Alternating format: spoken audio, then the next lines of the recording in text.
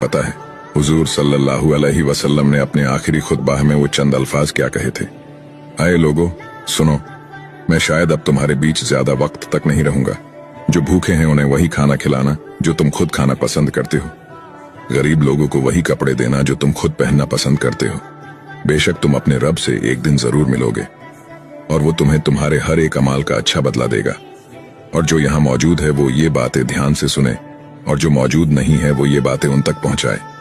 तुम सभी एक आदम की औलाद हो और तुम में से बेहतरीन शख्स वो है जो अपने रब के बताए हुए रास्ते पर चलेगा। और अपने दिलों से एक दूसरे के लिए किना निकाल दो और कयामत तक तुम्हें इस बात का ख्याल रहना चाहिए कि एक मुसलमान दूसरे मुसलमान का भाई है और सभी का एक दूसरे पर हक है। और फरमाया रसूलुल्लाह सल्लल्लाहु अलैहि वसल्लम ने, वो चेहरा नूर से रोशन हो जो मेरी कही हुई हदीस सुने और वो दूसरों तक पहुंचाए। सुभान अल्लाह।